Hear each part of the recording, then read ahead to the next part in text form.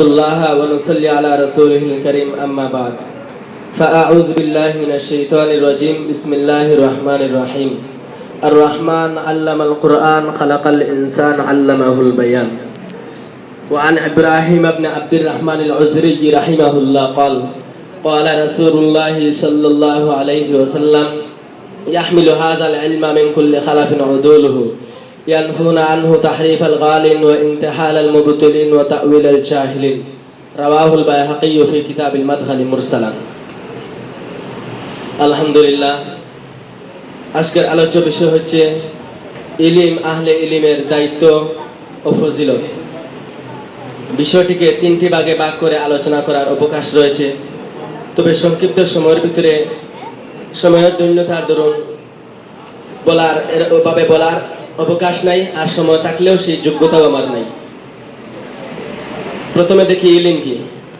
ইলম হচ্ছে আল্লাহ প্রদত্ত ওই জ্ঞান, যেই জ্ঞান জানার পরে জাননেওয়ালা ইতিপূর্বে তার জাহালাত সম্পর্কে যদি টের পায় তাহলে এটা হচ্ছে ইলম।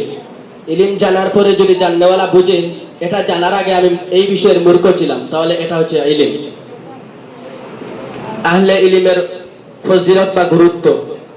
আহলে ইলমের ফজিলত সম্পর্কে আল্লাহর নবী বলেন, খায়রুকুম মান তাআল্লামাল কুরআন ওয়া আল্লামাহু।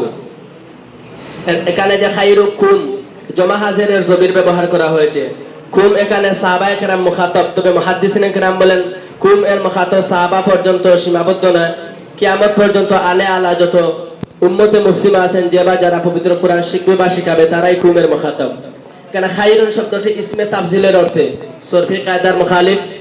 খায়রুন আখিয়ার ওয়া সালাতু খায়রুম মিনান নাওম। এখানে খায়রুন সর্বশ্রেষ্ঠ মানুষ কারা? আল্লাহ রাসূল বলেন পৃথিবীর সর্বশ্রেষ্ঠ মানুষ কারা? যে কোরআন শিখে সে হচ্ছে পৃথিবীর সর্বশ্রেষ্ঠ মানুষ, যে কোরআন শেখায় সে হচ্ছে পৃথিবীর সর্বশ্রেষ্ঠ মানুষ। এক কথায় কোরআনের ছাত্র এবং শিক্ষক পৃথিবীর সর্বশ্রেষ্ঠ মানুষ। কোরআন শিক্ষা করার কারণে যদি কোরআনের ছাত্র এবং শিক্ষক যদি পৃথিবীর সর্বশ্রেষ্ঠ মানুষ হয়, তাহলে এই কোরআন যে প্রতিষ্ঠানে শিক্ষা দেওয়া হয় সেই শিক্ষা প্রতিষ্ঠান পৃথিবীর সর্বশ্রেষ্ঠ শিক্ষা প্রতিষ্ঠান। আল্লাহ নবী সাল্লাল্লাহু আলাইহি ওয়াসাল্লাম আহলে ইলমের দায়িত্ব গুরুত্ব সম্পর্কে বলেন, ওয়া ইন্নাল আলিমা ফাইনাল মালাইকাতা লা তাযাউ আজনিহাতাহা লিজাল্লি তালিবিল ইলমি ওয়া ইন্নাল আলিমা লা ইস্তাগফিরু লাহু মান ফিস সামাওয়াতি ওয়াল আরদি ওয়াল হিতানা ফি জাওফিল মা। একজন আলেম তার মর্যাদা কতটুকু পর্যন্ত আপনি মনে রাখবেন। স্কুলের স্যারের বেতন 40,000 হতে পারে, স্কুলের স্যারের বেতন 50,000 হতে পারে, একজন সরকারি উচ্চ পদস্থ কর্মকর্তার বেতন 1 লক্ষ হতে পারে, কিন্তু তার পায়ের নিচে ফেরেশতারা নূরের পর্দা বিছায়া দেন এমন কোন হাদিস আপনি বিশ্ব নজিরে আপনি দেখাইতে পারবেন না।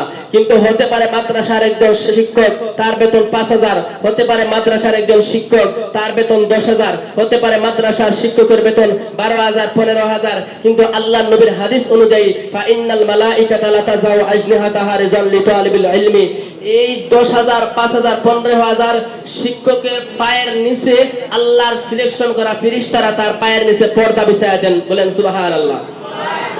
আহলে ইলমের দায়িত্ব কি? মদিনা ইউনিভার্সিটির কুল্লিয়াতুল আলবানের প্রধান আওয়াদ আর-রুয়াইসি বলেছেন আহলে ইলমের দায়িত্ব হচ্ছে তিনটি। 1 নম্বর হচ্ছে বাতিলের মোকাবেলা করা। বাতিল যেই দিকে আসবে ওই দিকে গিয়ে মোকাবেলা করা আহলে ইলমের দায়িত্ব।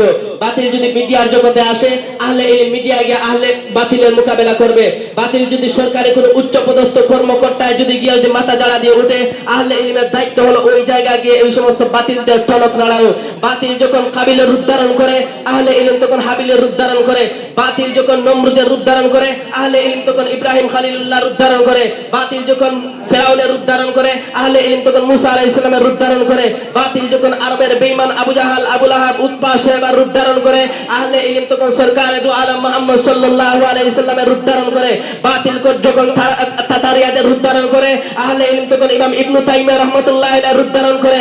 বাতিল যখন ইংরেজ দাল কুত্তাদের রূপ ধারণ করে, তখন উলামায়ে দেওবন্দ আহলে ইলমদের রূপ ধারণ করে 72 থেকে ভাদ্র মাসের কুত্তার মতো এই লাল কুত্তাদেরকে পিটাইয়া বিদায় করতে প্রস্তুত থাকে। আহলে ইলমের দায়িত্ব কি শুনেন? আহলে ইলম যখন দেখে আহলে ইলমের দায়িত্ব হলো যেই সময় যেই অবস্থায় যেই হাইয়তে বাতিল মাথা জড়া দিয়ে ওঠার চেষ্টা করবে, ওই জায়গায় গিয়ে আহলে ইলম বাতিলের মোকাবেলা করবে। বাতিল যখন শাহবাগীদের রূপ ধারণ করে ঢাকার এই শাহবাগীদের রূপ ধারণ করে বাংলাদেশের স্বাধীনতাকে বিপন্ন করার চেষ্টা করেছে, বাতিল যখন দাউদ হায়দারের রূপ ধারণ করেছে, বাতিল যখন তাসলিমা নাসরিনের রূপ ধারণ করেছে, তখন আল্লামা আহমদ শফী রহমাতুল্লাহি আলাইহি আহলে ইলমের রূপ ধারণ করে তাসলিমা নাসরিনের তাত্তাঙ্গা জবাব দিয়েছেন, দাউদ হায়দারের তাত্তাঙ্গা জবাব দিয়েছেন। যখন হাইকোর্ট থেকে দুইজন বিচারপতি ফতোয়ার বিরুদ্ধে রায় দিয়েছেন, মুফতি আমিনী আহলে ইলমের রূপ ধারণ করে সেই বিচারপতির বিরুদ্ধে টাকার বুকে বুক টান করে দাঁড়িয়ে পড়েছিলেন। ফতোয়া থাকবে, ওই বিচারক দুটি শাহজালালের বাংলায় থাকতে পারবে না।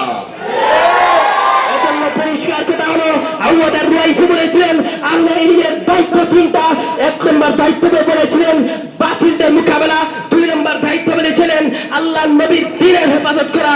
আল্লাহর নবী তাওহীদের ময়দানে রক্ত দিয়ে যে দিন বাংলাদেশ পর্যন্ত পাঠিয়েছেন, আল্লাহর নবী তায়েফের ময়দানে রক্ত দিয়ে যে দিন আমাদের পর্যন্ত দিয়েছেন, ওই দিন কমপ্লিট। আল-ইয়াওমা আকমালতু লাকুম দীনাকুম ওয়া আতমামতু আলাইকুম নি'মাতি ওয়া রাদিতু লাকুমুল ইসলাম দীনা। এই আয়াত পরে আল্লাহর নবী শিরমোহর মারিয়া দিয়েছেন, দিনের মধ্যে কেউ কিছু ঢুকাইতে পারবে না, দিনের মধ্যে কেউ কিছু থেকে বের করে নিয়ে যেতে পারবে না।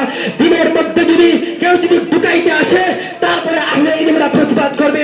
দিন থেকে কেউ কোনো কিছু যদি বাইর করে নিয়ে যেতে চায়, আহলে ইলম প্রতিবাদ করবে।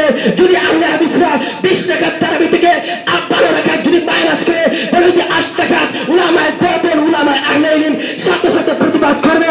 যদি এই দিনের মধ্যে কয়েকটি ঈদ আছে, কয়েকটি রোজা আছে, কয়েকটি ইফতার আছে, আল্লাহ নবী বর্ণনা করে দিয়ে গিয়েছেন মুসলমানদের প্রধান 2টি ঈদ, এর মধ্যে যদি 3 নম্বর ঈদ যদি ঈদে মিলাদুন নবী যদি কেউ ঢুকাইতে চায়, আহলে ইলম উলামায়ে দেওবন্দ সাথে সাথে তার প্রতিবাদ